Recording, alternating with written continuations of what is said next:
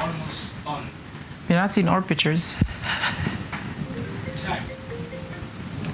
Okay, so I'm getting a call in. You can start with it. Hello. Hi, Sharonette. Hi, Joan. How are you doing? I'm doing good, thank you. All right, hold a quick second for me. So we are live on air. Still not see. I can't hear you very well. You're not hearing me well? You're very soft. Is that any better?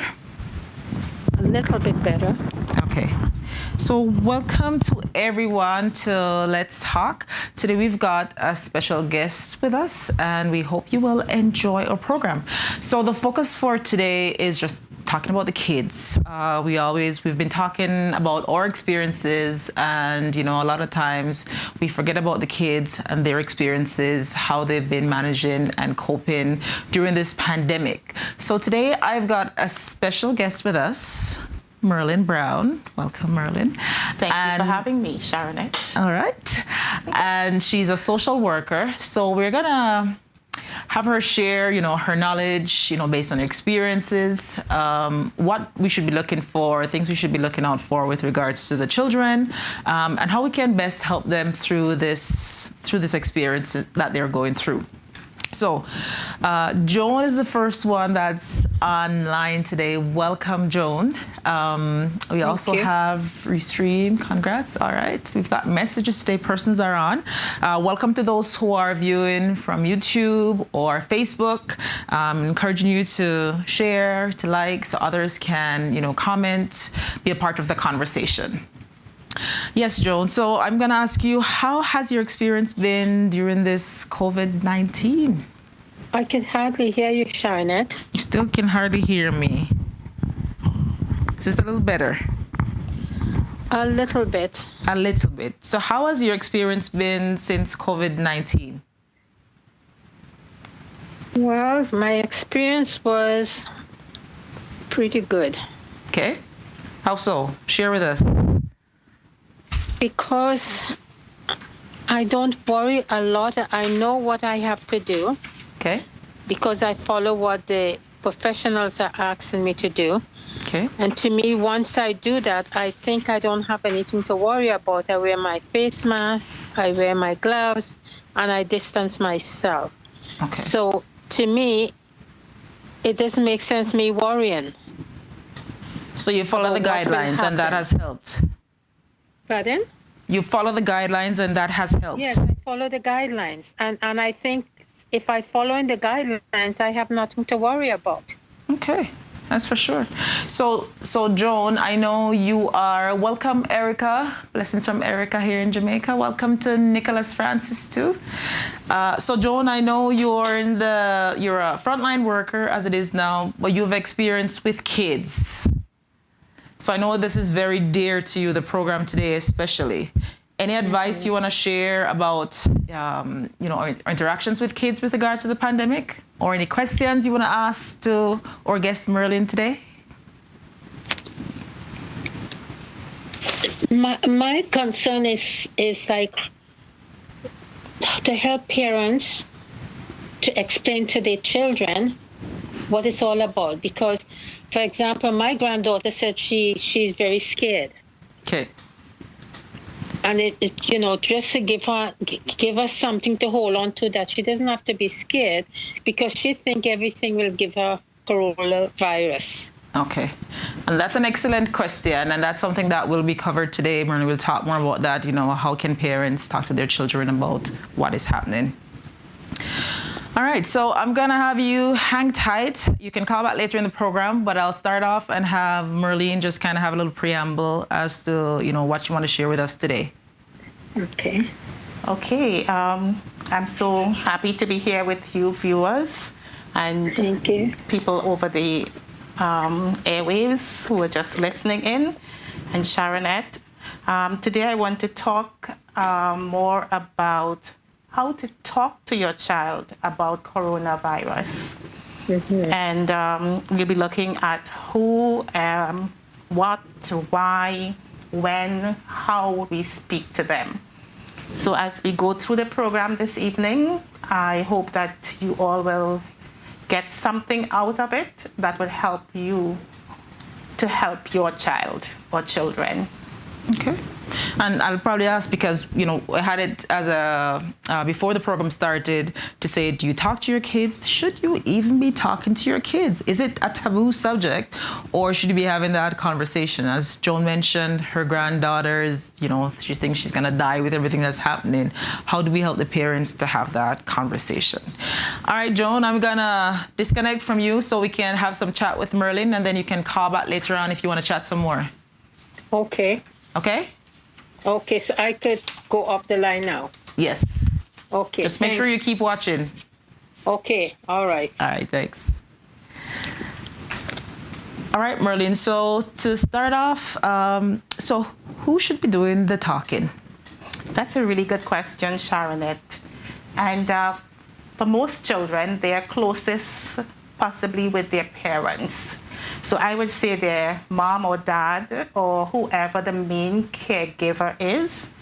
But that person who is talking to the child should be someone that the child trusts. So someone significant in the child's life.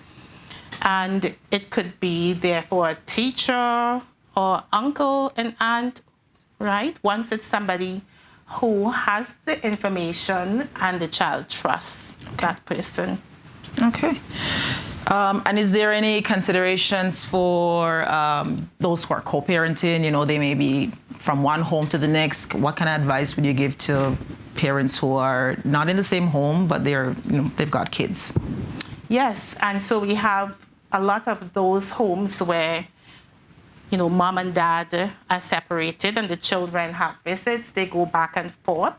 And I'm also thinking about homes where, let's say the mom is a single parent and she's working, and there's a grandparent who is also helping with the child.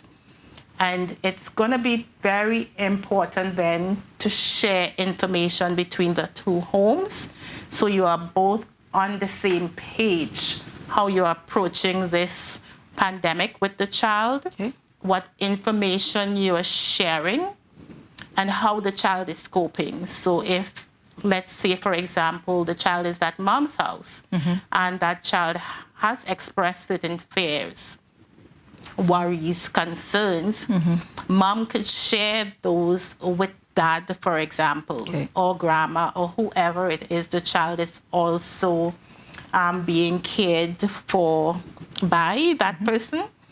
So you are both saying the same things to that child. So you want some amount of continuity, consistency. So, where one drops off, the other one picks up, and also you're sharing that information. So you're sending the same message. This is what you want to say. Exactly. Okay, awesome.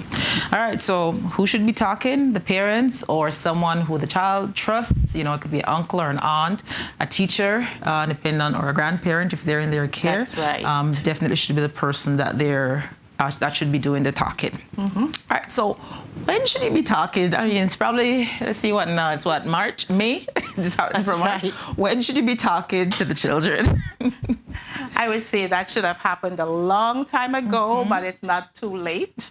So if you have not spent that time to talk to that child about the pandemic, now is a good time to do it. Okay. So as soon as possible if you haven't done that. And the thing to note is that children are like sponges. So information is all around. They are hearing things from others. They are soaking that in. And there's lots of misinformation out there. Okay. So your child could be going through a lot of anxiety and you're not even aware of it. And when you do talk to them as well, it's very important to set aside some time so that they can talk to you as well. So it's a two-way conversation. With a younger child, you have time to look at them and try to get a sense of the emotions they're experiencing so you can address those. Okay.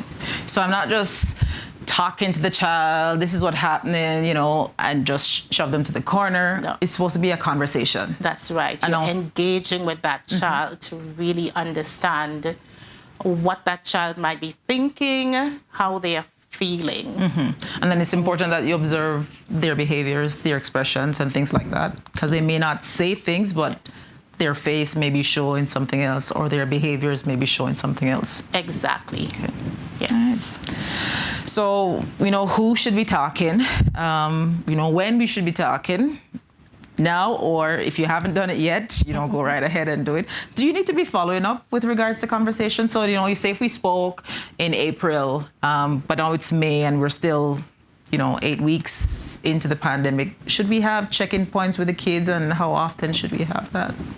Yeah, that's really important, because more information is coming at that child, and you want to ensure that you're still abreast of what they're understanding and how they are feeling. So that should be something that's continuous, where you're checking in with your child. And I remember my mom, when I was growing up, she checked in with us every day, right? You ask, how was your day? You mentioned earlier being observant, so you see if your child is in a good mood or maybe depressed, whatever it is, you try to get in there and address it before it becomes a really huge problem. Okay. And here we're talking about talking to your child, but I'm thinking that some of us have teenagers in our homes, we have young adults in our homes, and they are also impacted.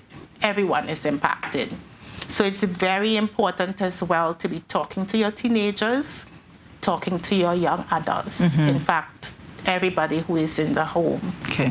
So it's having that conversation regardless of the age. Exactly. It's affecting everyone, maybe differently, but it's important that everyone's need is addressed with regards to this. Exactly. Okay.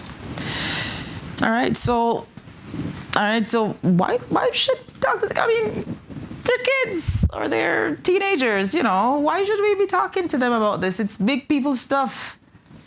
Well, big people is going through this, or big people are going through this, and children are also going through this change that has happened in our world. So their world has changed, and they too feel anxious and uncertain. Okay. And I'm happy that Joan mentioned that about her granddaughter, because we see from her own experience how this child is feeling anxious about what's happening around her, and maybe about the future. Would things ever be the same again? Am I ever going back to school? Am I going to see my friends face to face, or my uncle, my cousins, right? So there is a lot of that happening.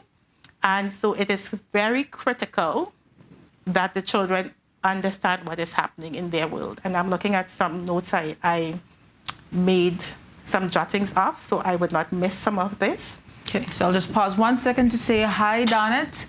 Welcome to you, to Erica, to Nicholas. Again, be sure to share, to invite the others to come on. We're talking about children and how the pandemic has been affecting them, who should be talking to them, when should you be talking to them, and kind of how do you have that conversation. So we've got Merlin Brown here with us, who's a social worker, and she'll be sharing some insights as to, having that conversation, how to have that conversation and to ensure that your kids are still being healthy. Although they're home, they're still healthy and managing this pandemic the same way we're working through it as adults. Yes, exactly. And as you talk to them about what is changing around them and how they are feeling, it's important as well to identify what steps are being taken to address it.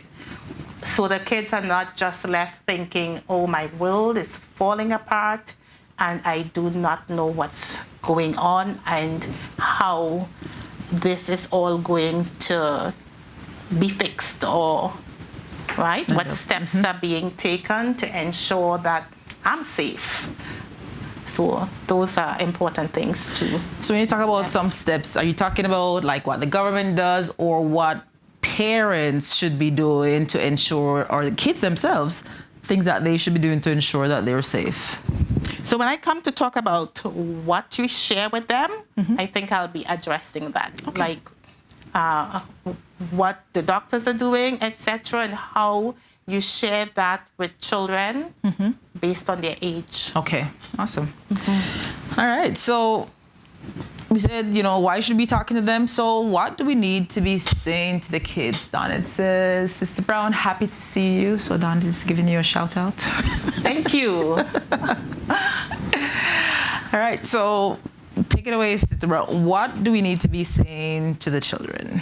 Okay, so I think before I go to the what, I wanted to talk a little bit more about how we treat with each child. And I mentioned earlier that each child is different. So we have different ages, developmental stage. And I mentioned the teenagers, the young adults. It's important to draw them in. And for younger children, talking may not reach them as well as an older child. So using drawings and pictures and stuff like that, whatever it is that you think might connect with your child. And I would preface that by saying, I'm not here to say I'm an expert on all of this. I'm sharing from my own knowledge and my experience. So for you viewers looking on, ensure you take from what we say here and what I say, what works for you and what works for your child. I also mentioned set a time to talk to the child so that you can spend that time to engage and really hear from the child. So from the Ministry of Health in Ontario, there were some pointers on their website, and I wanted to just go through that quickly. Okay. And I'll give a wave out. So welcome to Sita, Tess online, and Marvlin that are online to the watch party. Welcome. Okay. Welcome, Tess. Welcome, everybody. Some names I recognize, some names I don't. But welcome all. Yeah, so from their website, they were saying begin with informing yourself. Okay. So as adults, if we are going to help our children, we need to be well informed ourselves. Okay. And there's lots of information on the Government of Alberta website, Alberta Health Services. You can look at Canadian Mental Health. And I should say some of these websites we will post, not so Sharonette? Yeah. So after the program, you can actually find these resources online. And that's because there's a lot of misinformation out there. And we do not want to be giving our children misinformation. And you talk about misinformation, like every day, there's just so much news that's bombarding us from so many different avenues. So it's good that you qualify where parents should go to get that information, It's exactly. There's a lot of conspiracy theories out there. And it's also said to limit the information you share with children based on their age. Okay. So for a very young child, you're not going to tell them the number of deaths in the U.S. is, right? That's going to scare a young child. So be careful of what you share based on the needs of that child. It doesn't mean that you share everything. It says focus on the details that are relevant. So that's just what we were talking about. Another thing we can do to help is limit change in their routine as much as possible. Okay. Children thrive on routine. So if you can maintain their bedtime hours, wake-up hours, what they would normally be doing on a school day, so you keep that routine going, okay. Two things happen. They feel comfort in what is already known and they're used to, as well as when it's time for them to go back out to school, they still have that routine that they have been practicing. So it's very important to not change their routine up too much. Of course, this situation is unprecedented, and some things will change. But we are saying limit as much as possible having these huge changes that just throw them off routine. So just remember, they're not on vacation, so it's not up all hours of night because they're going to be homeschooled. They still need to have the time to go to bed, time to get up, to have that structure so that they can function, as if they're in school. Exactly. That's a good way of putting it.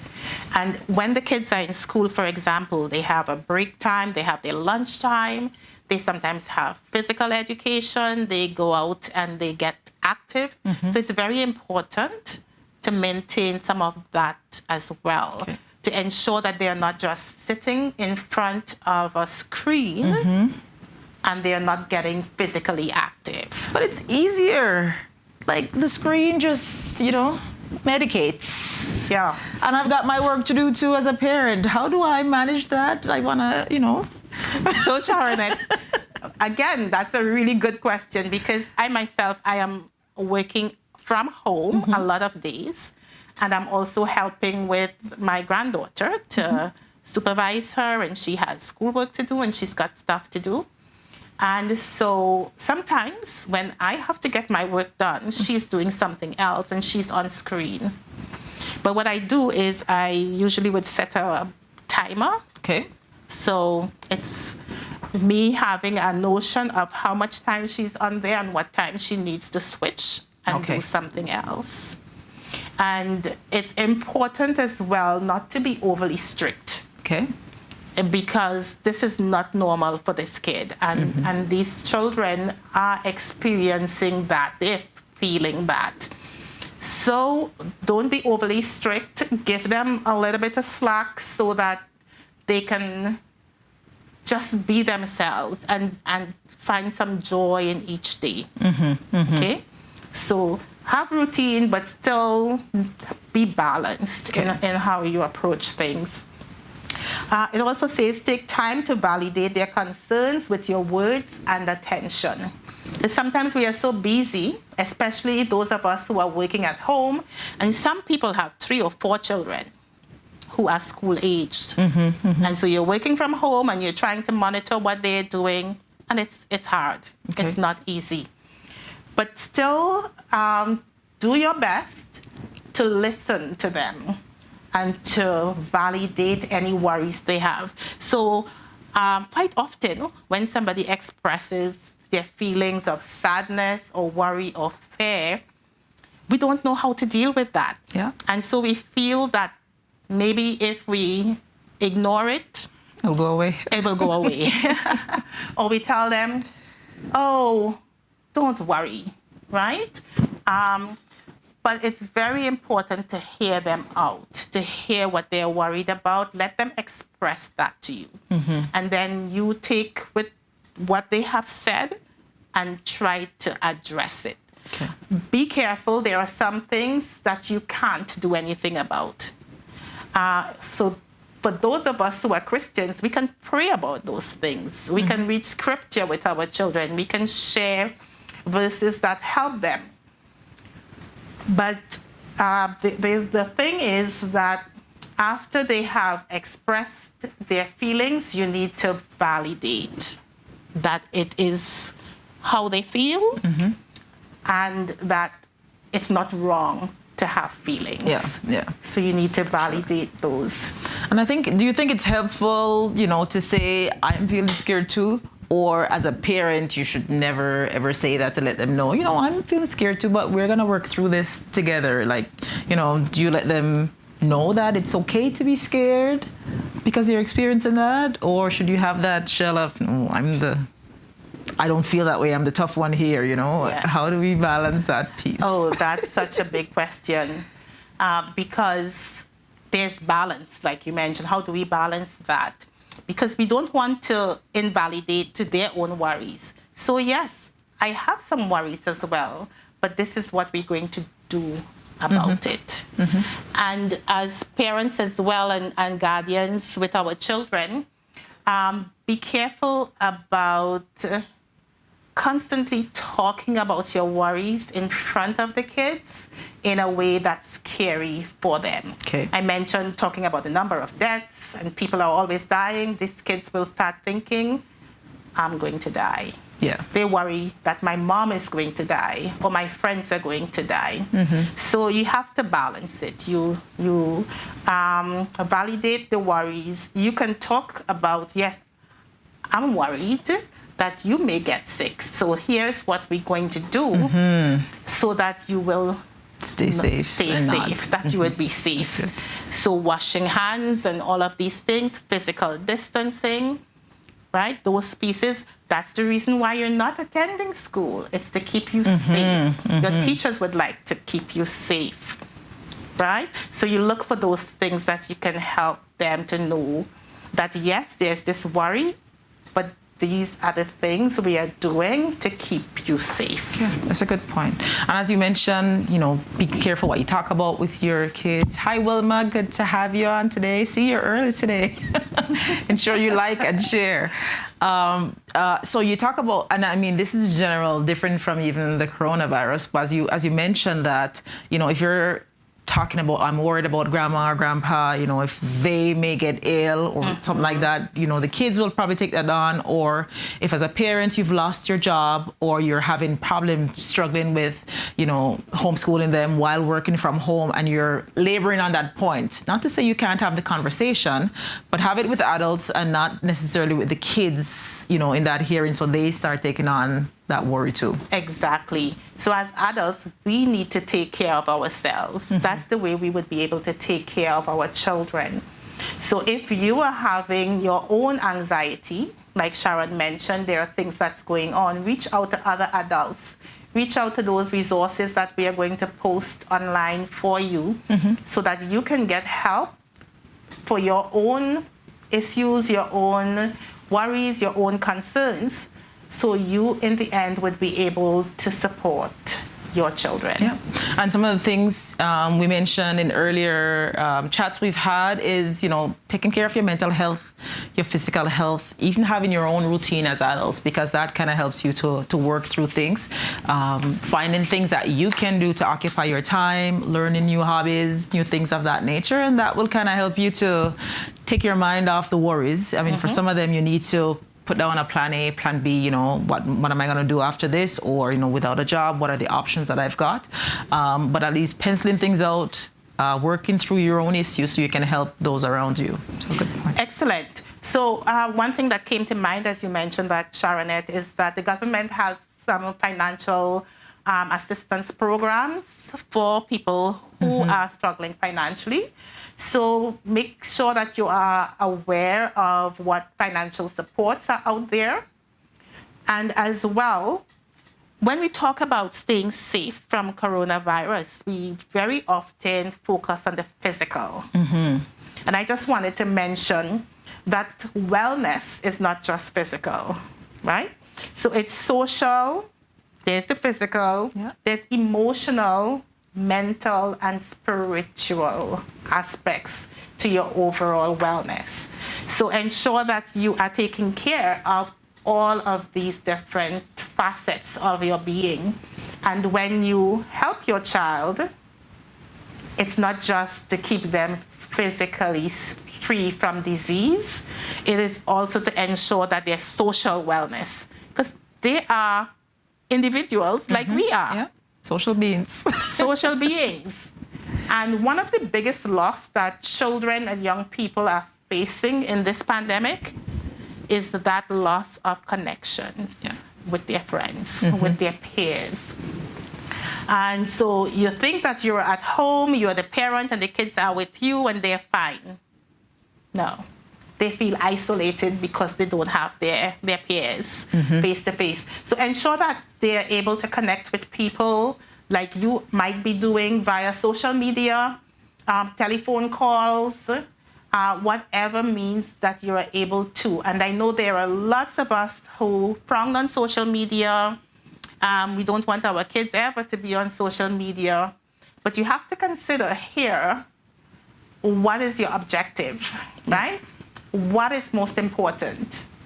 Is it to be strict on the rules of no social media, or is it to ensure your child's social well-being is maintained? So it's not like having them forever on social media. You limit it, but ensure they are connecting. That they're able to. With family members, with friends. All right. Who do not live in their home. I'm gonna welcome a shout out to Novlet Wallen, Dennis Wallen, Wilma mentioned, nice to see you, and Sister Brown looking so beautiful on the platform. Nice conversation. Thank you, Wilma. And Joan says she's on listening. Welcome to you listening on, Joan. So some good conversations we're having about, having that conversation with the kids, listening to them, allowing them to, ensuring that their social well-being is being maintained, as they go through this. And you make a good point, because some parents, it's no social media, but you said what's more important at this point, and what's your objective? It's not about going on social media to just, waste time, but to know that the importance of having that time to socialize and talk with people, right? So that's a big part of it for kids. You want to make sure that is maintained. Yes, that's true. And I just lost my earpiece, so when I need it, thank you. Just plug it. Thank you. So I wanted to give a little bit of an example of maybe how you can speak to a younger child. Okay. You want me to pretend to be the child?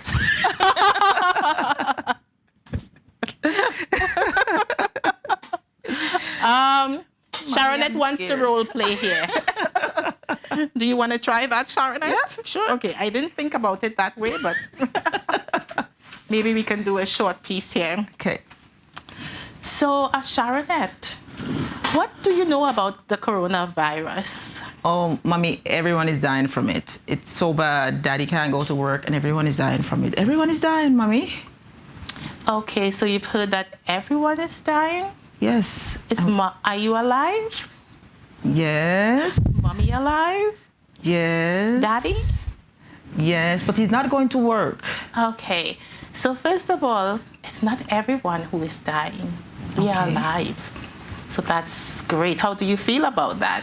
It's good to be alive. Hey. But Mommy, we can't go outside because we're going to catch it. So Daddy isn't going to work, and Daddy is working from home. So that's why he's not leaving the house. Okay. Yeah. And I know you can go outside right now, but here are some things we can do to keep you occupied. Okay. And then I give you a list of things, and I ask you what you would like to do. Okay. And we are going to have a list of resources that would go online with things that can be done with children of different ages and for adults as well. Okay. Right? And it's not just read a book. There's lots of fun stuff that can be done. And earlier when we spoke about the physical aspect and social and mental, etc., there is this chart that I wanted to share about some of the things we can be doing. So let's say that you want to give your child a mental health checkup to see how they are coping. One thing you can start with is looking at how they are feeling in the moment. Okay. So that's what Sharonette just did, and she was talking about how she's feeling. And what I did there, I tried to distract her a little bit about what else was happening. It wasn't just all negative. Some other positive things were happening. We could try to as well spend time with a pet. Some kids love to be with their dogs or their cats, so what have you, or do a craft, something like that. Another thing that you can be doing is relaxation. Okay. So there are different tools for relaxation. I'm just playing with this here. Okay.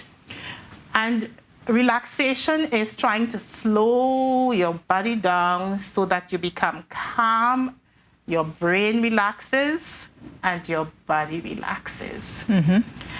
And two tools maybe I can mention here for that is, one is the deep breathing that we are so familiar with. So you breathe in deeply through your nose and you hold. And for a young child, you can have them put their hand on their tummy and help them to breathe deeply and push their hand out so they're taking in the air and they can actually feel it because their hand is on their tummy and they're sending that tummy out. And then when they breathe out, they feel that tummy going in. Okay.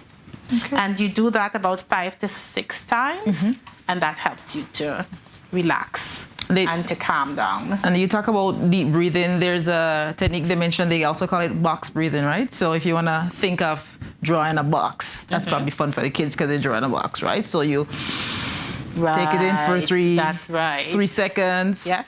Hold it for 3 seconds, out for 3 seconds, and then go again to make that box, right? So it's kind of fun for them to, let's do some box breathing, but at the same time, it's slowing them down, getting them relaxed and in that mode that they can talk. Right. So I got 2 more shout outs. We've got Jean Bridget Lehman. She's on from Jamaica. Welcome, Jean. Donette mentioned great point, Sister Brown. And we've got Carlene Dugas. I relaxed today on a bench outside. Oh, good for you. And the weather is nice here in Canada too, so it's good to enjoy the outdoors and the fresh air. That's also something that helps to calm us down and help us to, breathe through what's happening. Yes, and another tool I came across, it's called emotion charades. Okay. And this is one where you help kids to recognize their feelings and to feel those feelings so that later on they can tell you how they feel in different circumstances. Okay. So what you can do is if you have those cards that already have the different facial expressions on them, you can use those. Or you can actually draw those faces. So like the smiley faces, emoticons, it's on your phone. If you don't know what's there, just look on your phone. The kids can help you too, right? A sad face. This is a happy face. This is a sad face. This is a worried face. That's right, a worried face. An excited face. I'm feeling cool. So. I am just cool today kind of face. So you draw these out and you have the kids pick one. So you're playing like a game. Each person would pick one. And whichever facial expression you pick, you have to demonstrate that for the group. Okay. And then they have to guess how you're feeling. Okay. And it's simple, but it's actually very helpful for little children to just think about feelings and to express those feelings. Okay. So that's a good one I like. And something else too that is on this chart here is the action tool, and it talks about the importance of physical activity in helping us not only be physically healthy, but mentally and emotionally healthy as well. And I did mention earlier about the kids are home from school, ensure that once the weather is fine, they can go outside. They go outside and they ride their bike or they run around, they play. But even when it was cold or if it's raining, find a way for them to be physically active indoors as well. Okay, so playing hide and seek, or if you have stairs in your house, running up and down the stairs, jumping jacks, right? Stuff that kids would enjoy. And guess what? You will too. The kid in you will come out. That's right. I know that from experience because I've had to do it. All right, Caroline also mentioned the emojis. Yes, we were saying the emojis are a good way for you to have that laughing emoji, like this one, happy face. Yeah, those are ones that we all can use we can all associate with it, right? It's not just the kids. Yes. See the happy face. And that sounds like great.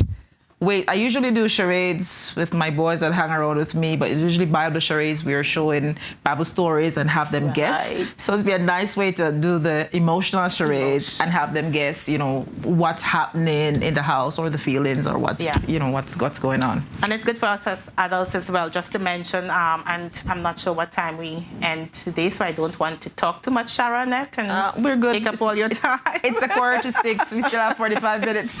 Okay.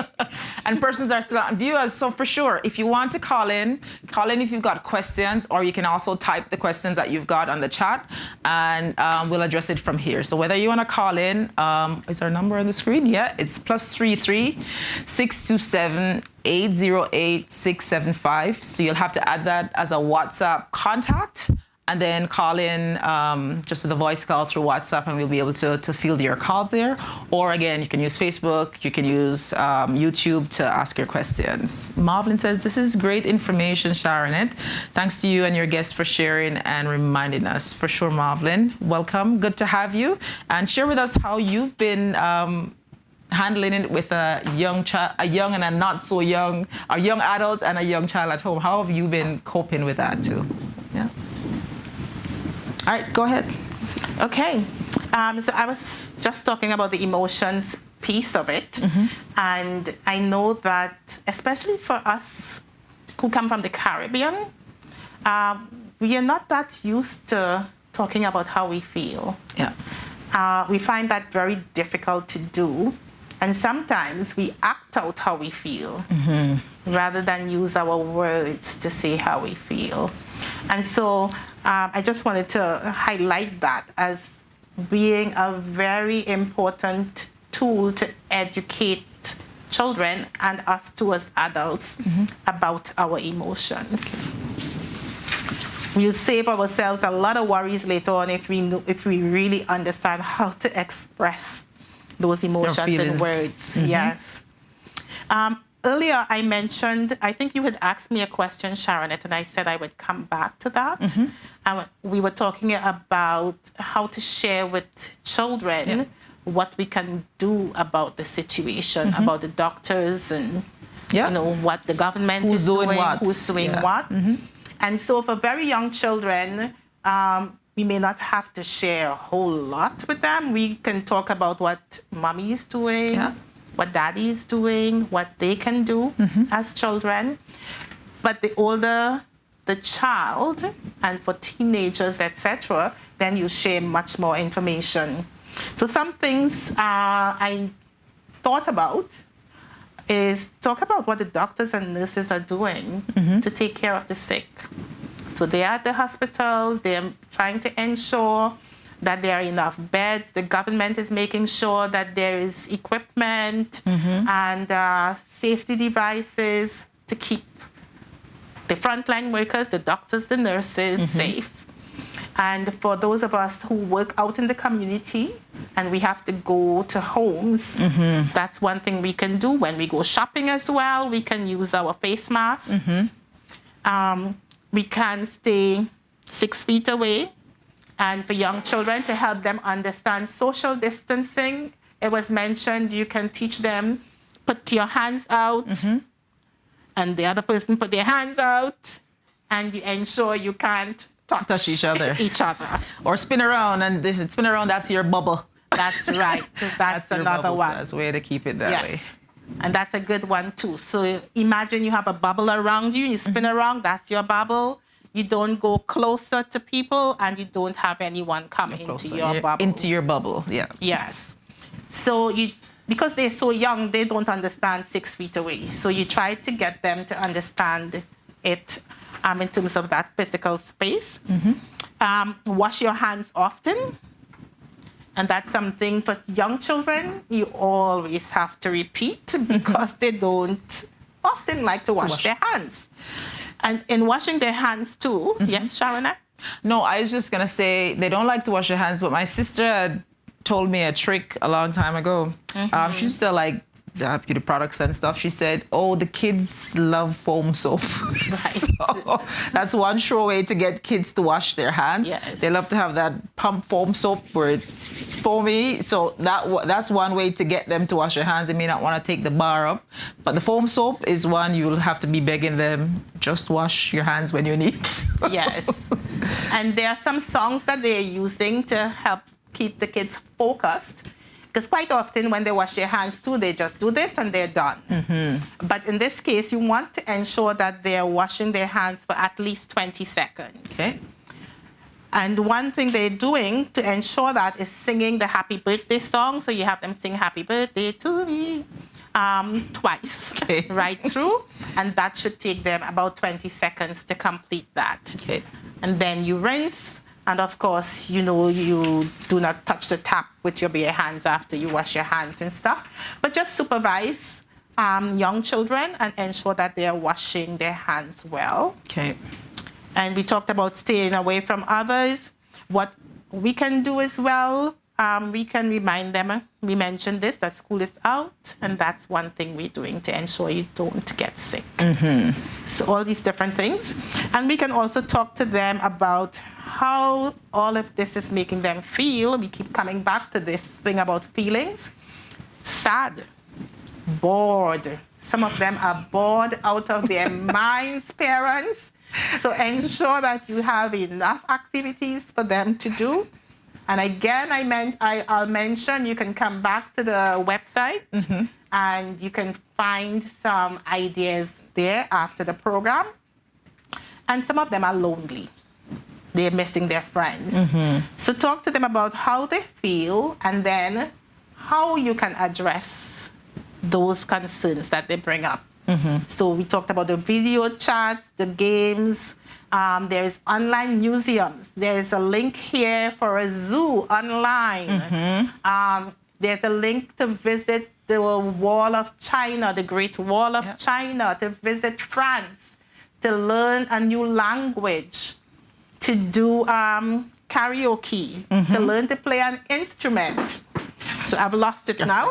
So to learn to play an instrument. So it's not just ordinary, like run-of-the-mill stuff. And of course, they're doing their school activities as well, and you're trying to keep them up with that. And I should mention that you were not trained to be teachers. Teachers went to school for years to become teachers.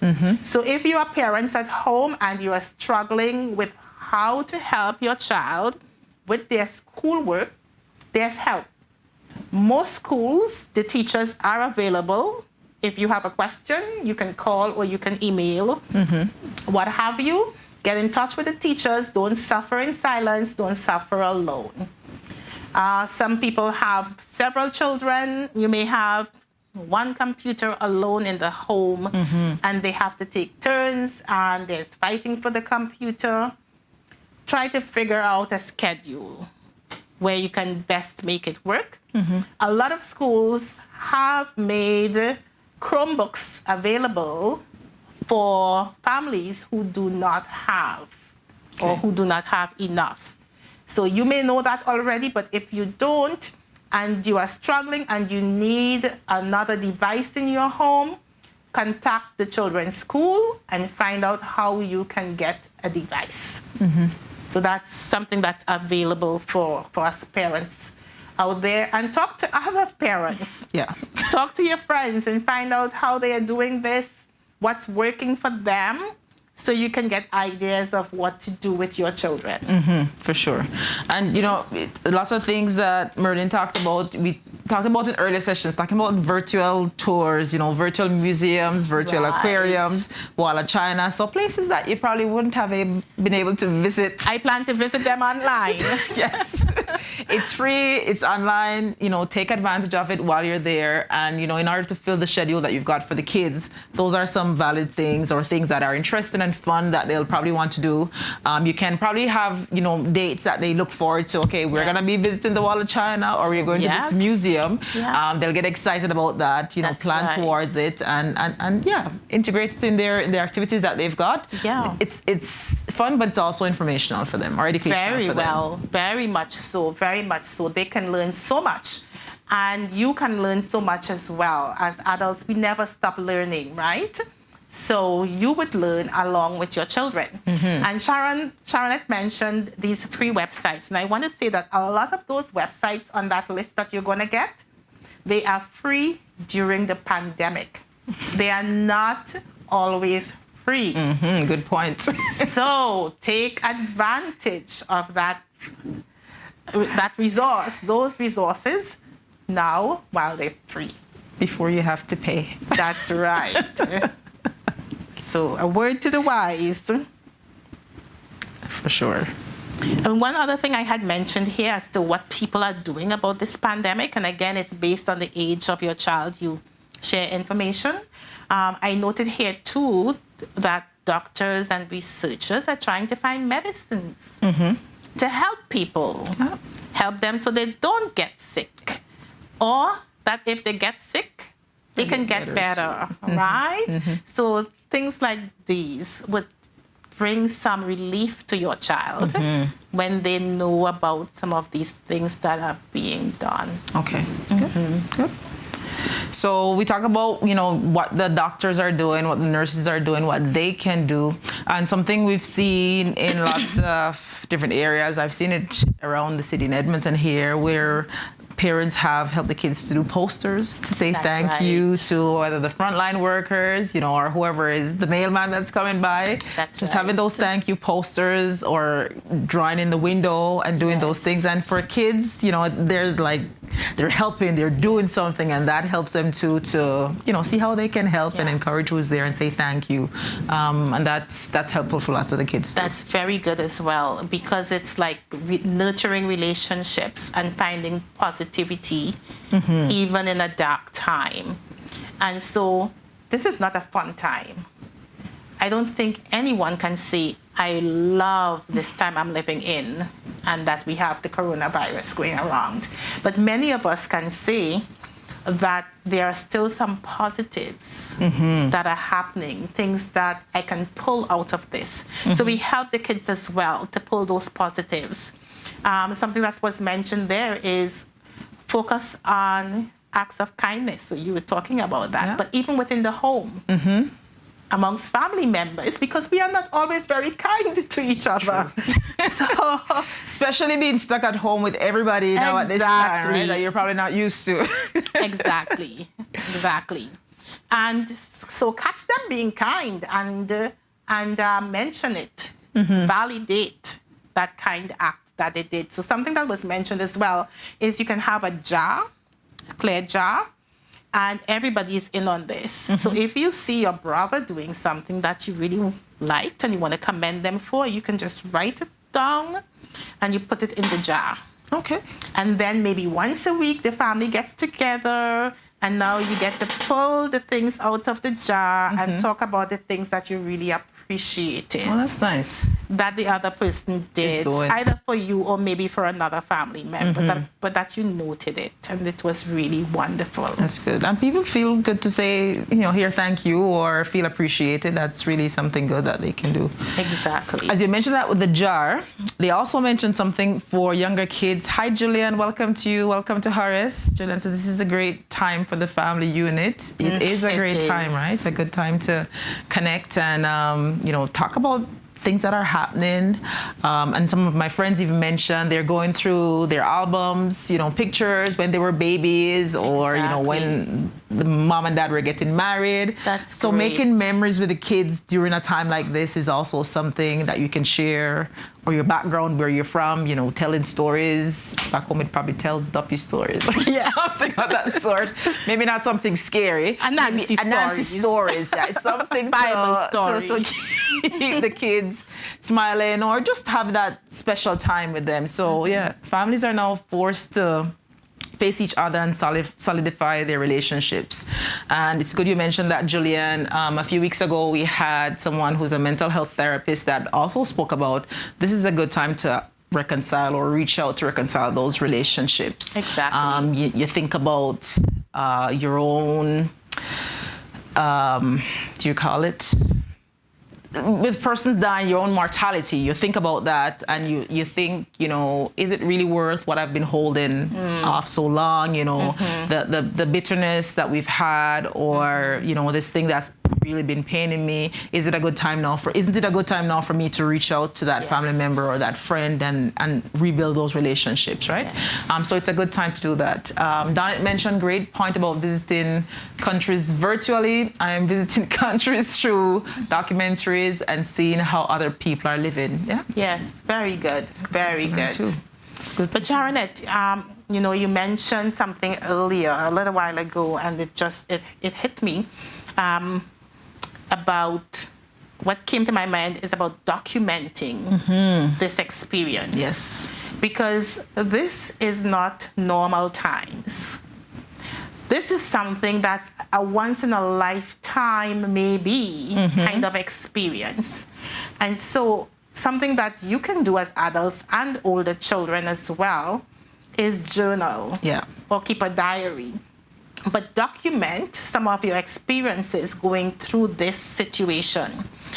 5 years down the road, even 6 months down the road, you might forget half of what you've been through. True. But if you write it down, you'll be able to go back and reflect on what this experience was like and what you learned out of this experience.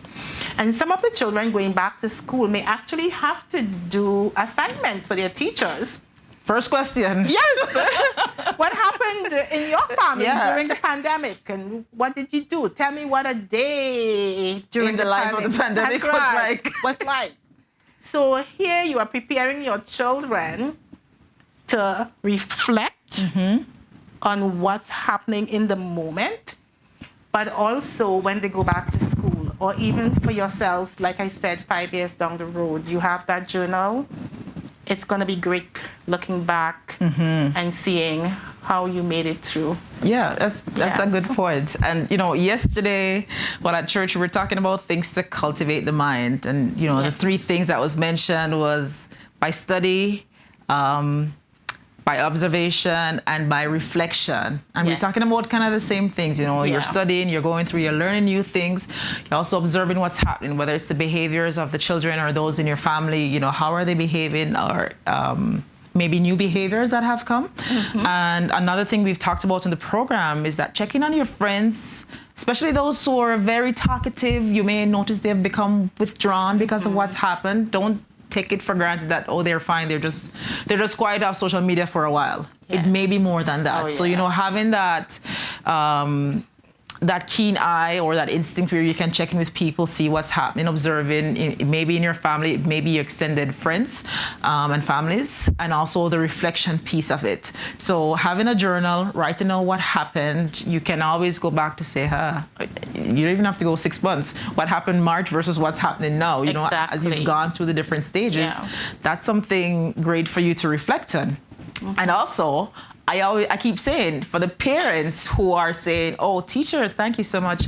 Hi, Tiffany, welcome to you. For the parents who are saying, oh, teachers, I'm so sorry, and thank you so much for your help. I really want the parents to make sure they document so that 6 months down the road, they don't forget that, oh yeah, it was so much struggle for me as a parent at home. I can't imagine a teacher with 20 or 30 kids there. So you're more empathetic when it comes to, experiences that teachers may be having, or when they share challenges, you will take them more serious because you understand that it's a tough work for everyone. And also keeping our priorities, because now we're saying, family is important. We noticed that, especially with the pandemic, but you don't want 6 months down the road, things have gone back to the new normal. Again, you've got no time for the family. You're not making memories together. It's all about the rat race that you've gone back into. This time is a time of slowdown and reflection for lots of us, but let us not be that we've gone through it in vain. At least learning something and applying those things, not just for the period, but going forward. Yes, and a time to reflect on your spirituality as well, right? So that you have more time maybe on your hands at home. You're not out and about as you used to be. And you spend that time to pray, to reflect, to seek God. To connect with your creator. And even, we said some person may have questioned, I don't believe in God. And maybe it's a time for you to reconsider that thought that you've had. Could there possibly be a God? Why is this happening? Is this pointing to something more? So things like that, you probably you've got the time on your hands now to kind of look at that. So now is a good time to kind of come back to those questions that you may have been having. We've got Anne-Marie, hello there, welcome from Jamaica. Very intriguing conversation today. Thank you, Anne-Marie. All right, go ahead, Sister Brown. Okay. So you were mentioning about reaching out to people in your friends who you may not be hearing from. And a thought came to my mind as well, that we do know that, especially amongst young people, there's a high rate of suicide. Yes. And so I didn't want to not mention that, because we have actually had an increase in suicides amongst young people. And there is some evidence that it's due to the stress that they're experiencing because of the pandemic. So being observant, not just for your family, immediate family, you need to be watchful for your immediate family, but for friends and other people out there as well.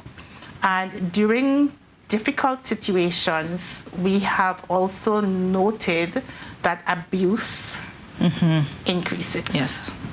So child abuse, elder abuse, family violence, these things increase because people are stressed. So keep an eye out for friends and family members and stuff like that where you think these things are happening, and see what supports you can offer. We are going to also have some of those helplines on the website. So you have that information where you can call to get help. Okay. And you mentioned that about suicides, about abuse that's going on. And I know for many people, it's the question they'll ask. I don't want to ask. I don't want to impose. I don't want them to think I'm thinking this. But, it's better you ask the question and you hear, no, I'm fine. Yeah. Versus not asking the question and the person is not fine. And then for you to be like, I know I should have asked. That's right. It's a tough question to ask, but you'd have felt better knowing that you asked the question. If you've noted things, you've noted signs, whether it's withdrawal with persons or just kind of how their behaviors are. You can notice maybe persons are becoming more violent, different things like that. Or if they were prone to abuse before, and now they're at home every day with, everyone being home, not having that social contact with other people, you may notice other things that's there. So it's something you can do to help, to ask the question. That's right. Yeah. Yeah, that's very important. And you may have to rehearse asking the question. You may have to talk to a friend as if they're the one doing the, one of the things it talks about different coping strategies that you've got is visualization, right? So you can visualize, you can talk through with someone, kind of role play with someone, you're asking the question, you see how they're responding.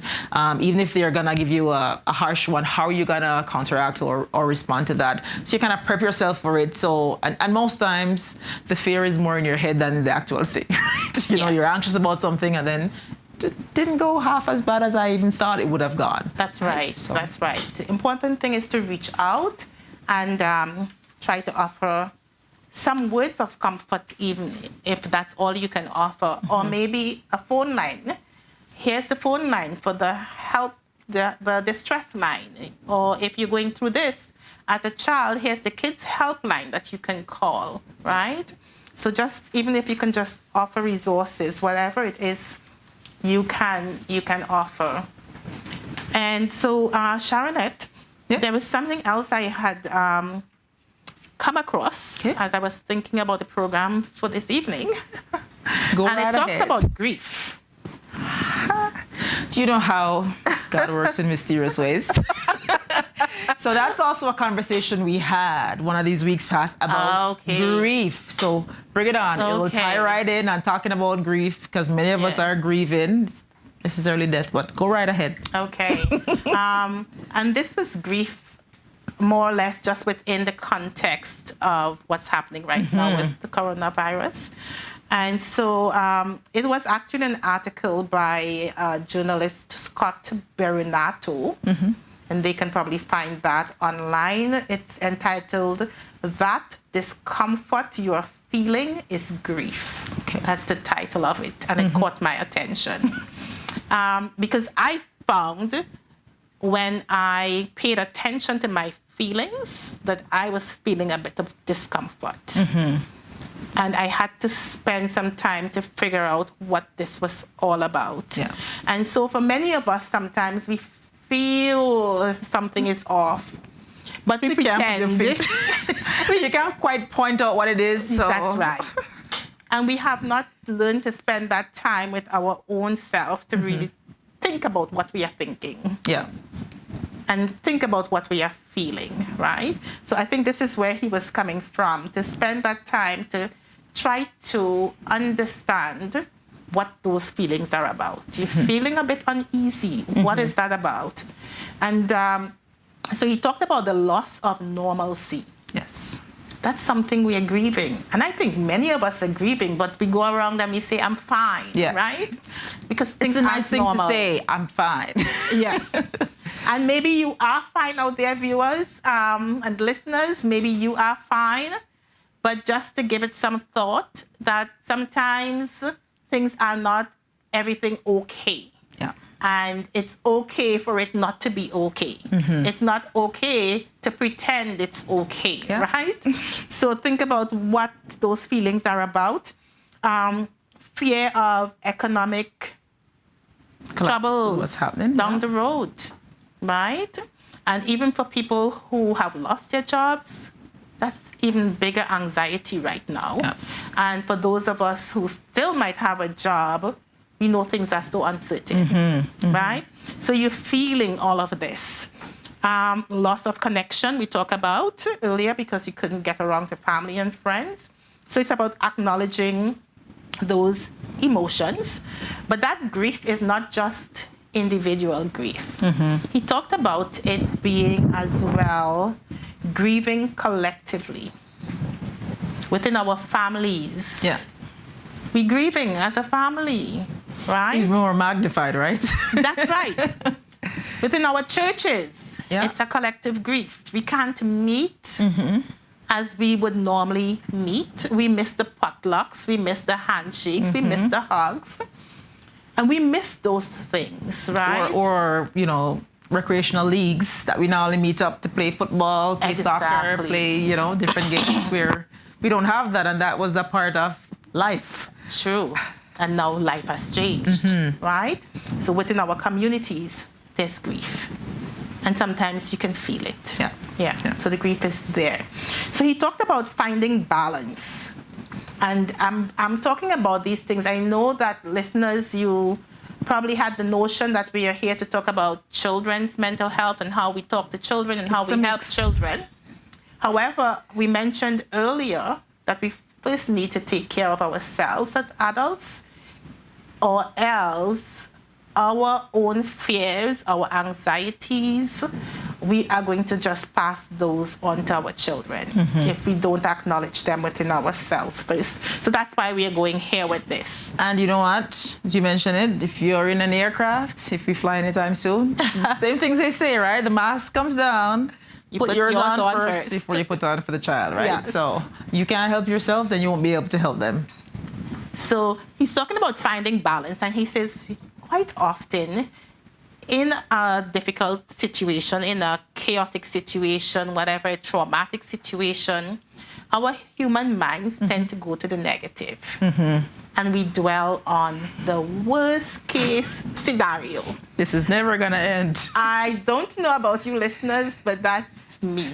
So you think about, oh, the worst thing is going to happen. Somebody close to me is going to die. I'm going to lose my job. And we just dwell on these worst case scenarios. And we get stuck in a rut, right? So one bit of advice, if that's where you are at, first of all, talk about how you're feeling. Share with someone, a trusted friend. There's counseling available online, right? So reach out to a counselor if you can find one, if you can afford one, if you can find one free, whatever it is. Think about what your needs are and seek those resources to meet your needs rather than suffer alone in silence. Or have it compounded, right? Yes. Because the next thing you know, it's been a month and you're spiraling into depression. Exactly. And that's where we don't want to reach, right? So once you recognize what's there, yes, wallow a little, have a little self-pity, but you're going down 2 weeks, 3 weeks. No, this is going to a different part of it, right? You want to bring yourself back to the green. Yeah. And for those of you who belong to a faith community, you can talk to your pastor, right? You reach out that way for help. And it's okay to spend some time thinking about these things, because these are things that can possibly happen. Yeah. But as Sharonette is saying, if you are spending all your time just thinking about the negative stuff, you need to get some balance back. Yeah. So one of the things you can do, you can find whatever works for you to bring your mind back to the best case scenario, right? So rather than spend all your time thinking about this one is going to die, I'm going to lose my job, think about what's the best case scenario? What's the best thing that can happen? Yeah. I'll live. No one's going to die around me. I'll still have food on the table. Yeah. I'll have a roof over my head. Think about the best case scenario so you can bring some balance back into your thought. And I always say about that, if you're thinking about worst case scenario, what's your plan? Very good. So if I lose my job, what could I possibly do? What supports are there? You mentioned the government has support. I could start looking at different jobs that are available, That's maybe right. working from home opportunities. Yes. Brushing up on a skill that I've got. If I have to be home, I'll just might as well do something while there. Exactly. So even if you lose your job, what are you going to do to find that support? So having a plan B, plan A, plan B in place, Yes. that helps to calm your mind. That's what you can control. Yes. When the virus will end, that's something we can't control, Yes. right? So that's the one makes you pray about it, you meditate, whatever you do, you leave it right there because there's nothing else you can do. But for everything else, if it's a problem, try to have a solution, towards it, Exactly. and then you can work through that. I'm so glad you mentioned that, Sharonette, because one thing that happens is, yes, these worst case scenarios, these things are possible. But like you said, what can I do if this should happen? So I like to think about worrying as having pen and paper while I worry. It makes sense. That's a good one. Yes. So as I think about these possible things, negative things that can happen, I'm going to write them down and I'm going to reflect. And I'm going to note some of the things that I can do. Yeah. And the things I can do nothing about, for those of us who trust in God, we Pray and leave it in God's hands. And even the things that we are going to do something about, we can pray and ask God for wisdom. True. Right? Good point. To tell us and show us what we need to do.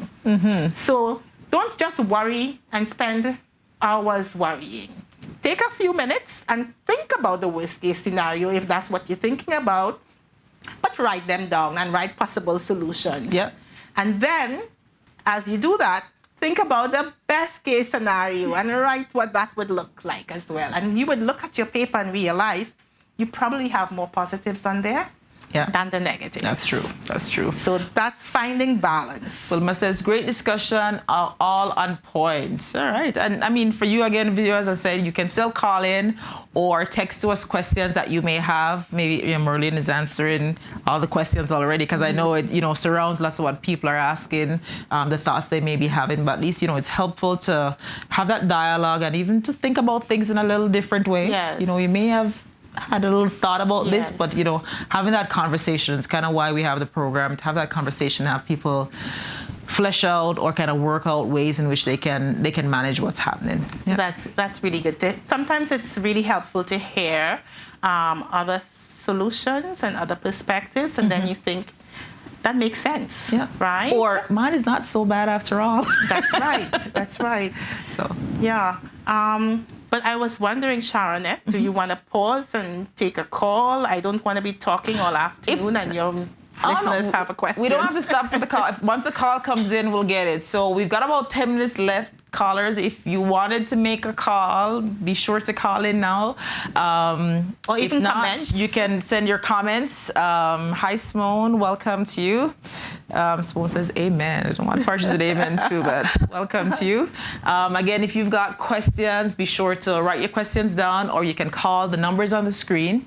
You'll have to add it as a WhatsApp contact. +33 627 808 675. Even call in to tell Merlin, thanks for coming on and what you appreciate most about what she's shared today. So I know there are lots of things that are shared, and most time we just take 2 or 3 nuggets. That's good enough. If it's only 2 or 3 that you get, that's good. But share with us, what part of it did you find most helpful to you? Or if you still have questions, let us know if you've got other questions that you want us to talk about. Hi, welcome to you too, Latoya. Yeah. So, and talking about grieve, Merlin, we spoke about it. It's just when we prefaced it with, most time you think grief is losing a loved one or someone dies. Yes. But it's just a sense of loss. That's right. Whatever it is, there's normalcy, or your interactions. Maybe it's work. You're not at work anymore. The kids are not going to school. So different things that you're losing, and you don't realize that you're actually grieving. Why am I feeling this way? I'm not sleeping well. I'm not eating well. You can't quite put your finger on what's happening, but something is just not right. That's right. And so we did share with the viewers, and as you've shared too, even for those who are hearing for the first time, to kind of wrestle with your feelings a little, acknowledge what you're feeling. That's right. Maybe you are grieving and you didn't even realize that.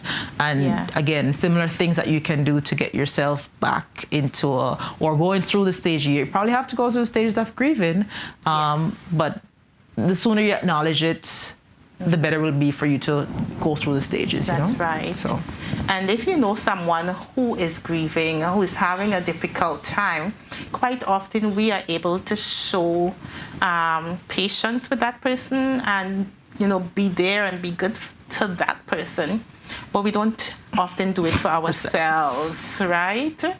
We think that maybe we just need to pick up and move on. Get over it. But it's the same for somebody else that you support, and you help them through a difficult time. You yourself need to be good to yourself and be patient with yourself as you struggle with different challenges. And then you talk about that, great presentation, Don. It says, I just appreciate how Sister Brown knows her stuff. See? I'm no expert. I'm not just shuffling sharing. through papers. Great work. And she mentions hydrate. Yes, that's part of it too. Drinking lots of water. You don't feel like it. You're Very home. good point. You gotta make sure you're on point with that. Very good point. As you take care of yourself physically, we all know what order it goes into, Sharon. New start, nutrition, exercise, water, sunshine. No, water. I can't spell. Sunshine. Temperance. That's right. Air. Rest. And then trust in divine power. That's right. So that's things, for those, if you've never heard it before, it's an acronym we use. At church, we talk about just different things, the 8 doctors of health that we talk about. And easy to remember with New Start. So your nutrition, what are you eating? We talked about comfort foods, and you don't want to end up having comfort food for the whole quarantine. It's been 2 months now, and if you're only eating comfort food, you're going to have other issues that you'll have to work through, right? Yeah. So treat yourself, but let it not be, it's not a 2-month vacation, okay? Yes. So you want to look at you want to look at your nutrition, and also having lots of sugar, it dampens the immune system. That's right. The immune That's system. important. So you want to make sure that you're not overdoing on sugar, for example, so you're weakening your immune. You want things to strengthen your immune system, right? So nutrition, exercise. We talk about physical exercise with the kids, or if you don't have kids like myself, workout just the same.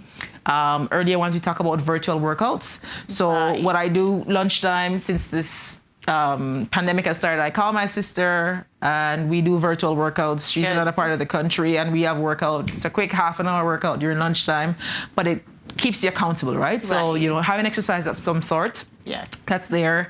Drinking water. Lots of water. It's very easy. Yeah. I should have had mine here right now. When you're at your desk or you're at your home, forget, I don't want to drink any water. I just want to get through this, right? So having your water that's there, ensure you're hydrated. You start sunshine as much as you can get. For those of us who live in this lovely country of Canada, you may have to, it's spring now, so you'll have more sunshine. So ensure you're getting sunshine. And also something important for those who are from Black origins, vitamin D. Exactly. I was just thinking the same. Yeah. Make sure you're taking your vitamin D. And a lot of things have come out while this is going on to say, for those who are Black folks, because of the melanin, it's harder to absorb the vitamin D from the sun. So ensure you get in your vitamin D drops. And I'm preaching to myself because I don't ever take things. But I've been taking it from the other day because I remember, right? Yes. And that's also very good for important. your immune system. It's a good booster, right? So your sunshine, temperance, so that's refraining from what's bad and moderation in what's good, right? Air, fresh air. We talk about deep breathing. Yes. Much as you can get outside. Hold for 3 seconds. Yes. Inhale 3 seconds. Hold for 3 seconds. Out for 3 seconds, and then make that box. So box breathing is where you're gonna teach the kids to do, or even for yourself. Right. Rest, taking time to have that rest. And we're home now. That doesn't necessarily mean we're resting. And I'm guilty of that, and also not keeping my schedule. So sometimes we think I'm home, so I can go to bed late, and it's not that we're doing anything bad. It's just we keep finding things around the house to do. We need to stop doing that. So take your rest. Take your rest. And keep that schedule. Welcome to Petula and to Pame who are online. Someone says the last one is T, trust in God. Yeah, so love the last T. Trust in divine, trust in God. So we've got Robert who says, good job, guys. Welcome, Robert. Where are you? Where in the world are you joining us from? Yeah, so for sure, those are things that we can do to ensure we stay healthy. Things that we can do, washing your hands, yes, for sure, but other things we can do to ensure our immune system is bolstered. So if we do get sick, we won't take a long time for us to bounce back, right? So, yes. Yeah. Okay, so I'll continue about this grief that Scott Berinato had written about. And one thing he talked about was how can I say this word Suppressant? now? Anticipatory grief. Anticipatory grief. Anticipatory grief. Yes. I'm struggling with this word for some reason. Anticipating it. Yes, you're anticipating that something bad is going to happen, and you're already grieving. And that happens. Sometimes we imagine the future. And it's like worrying about things that might never happen. Yeah. Right?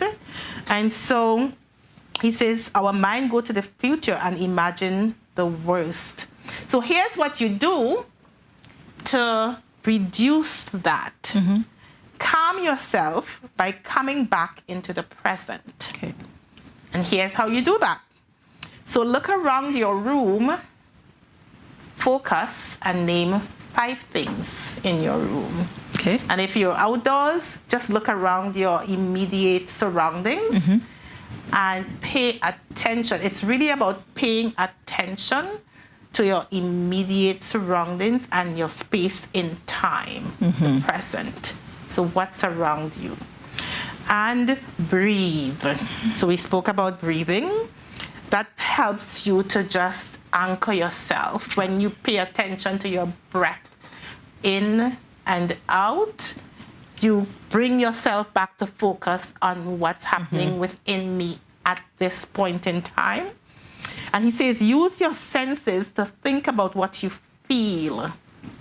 So is this desk hard? Am I sitting on a soft chair? Am I wrapped in a warm, fuzzy blanket? That sounds good. Just think about those senses of yours, what you are seeing, what you are tasting, what you are feeling. And that helps you anchor in the present moment. And guess what? Enjoy the present. Yeah. Enjoy those senses. Enjoy what you feel. Enjoy what you see in the moment. And I can tell you that really, really helps to calm me when my mind is racing. I think a lot, and some of us do that, and our minds are constantly racing. And sometimes we need to bring our minds back to what's here, to the here and now, and enjoy the here and now. If you are looking up at the stars at night, just enjoy that. Okay. The clouds, the moon, whatever it is, God's creation around you, the flowers. Take time to enjoy what's there. All right. Well, we're just about wrapping up. Probably last minute, 2 minutes. It's been, you believe, that's an hour and a half already? It is. Time has gone so quickly. Well, if you want, we could always have a follow-up next week. We are winding down for our viewers. We've been on, this is 10 weeks. So we have 2 more weeks. So June 7th will be the last week that's here. Okay. Feel free if you want to join me again next week. That would be great. But it has been a great conversation. I'm sure, everyone that's on the live have really enjoyed it. So can I just, Simone mentioned, this is very good information and reminders. Thanks for sharing with us. Appreciate it. Thank you, too, for sharing, Simone. So, Merlin, if we just want to do a minute wrap-up, we're talking primarily about kids today. Don't forget the kids, in this COVID time, don't forget the kids. So I'll just have quick pointers on what we covered for those who probably came in a little late, although you can always rewatch the program. But we talk about, should you be talking to your kids? Who should be talking to them? Why, when, and what should you be talking about? So quick summary in 2 minutes. Should you be talking to them? Why, when, who? Yeah. Yeah, definitely we should be talking to our children about this pandemic, about how they're feeling, about what's happening around them. Why? Because their world has changed. It has changed, and it has changed drastically. And they're feeling anxious, they're feeling uncertain about their future. And so we need to validate those feelings and help them, give them tools to cope with those feelings. Each child is different, so it's based on the developmental stage, and do not leave out your teenagers and your young adults. Everybody in the home is affected. And what you share with them would also depend on the age and their developmental stage. For a young child, you can tell them about the coronavirus. It's a germ. Explain to them. They can maybe get, if they're old enough, to get a book to see what are germs, right? And talk to them about how germs can spread, and therefore, what are we doing to keep safe from the coronavirus? We also talked about what we do. It's not just physical, it's also social, mental, spiritual. Because you want to keep them healthy, and all these different areas are important to wellness. Well-being, Right? Some kids might ask, how long will it last? And you have to be honest, you don't know. And there are some things you also can't do anything about, and that's where spirituality will come in. If you have that aspect of trust in God or in the divine being, you can draw on that. There are some other things. I don't want to go on too long, but one thing I also noted was a Bible verse about fear. And it says in 2 Timothy chapter 1, verse 7, for God has not given us a spirit of fear, but of power and of love and of a sound mind. That's an awesome way to end. God hasn't given us a spirit of fear, but of power and of love and of a sound mind. Want to make sure we keep it that way. Healthy body, healthy mind, right? And listeners, you're going to make it through this by God's grace. Yes. Yes, and that's always something we say, it's not the worst, not the end of the world. And even if it is, prepare to make it, the best. Do the best that you can while it is here, and make the best of the situation. Be sure to have things that you're grateful for. Writing on things that you're grateful for helps you to calm in this time, and also to keep you in the present.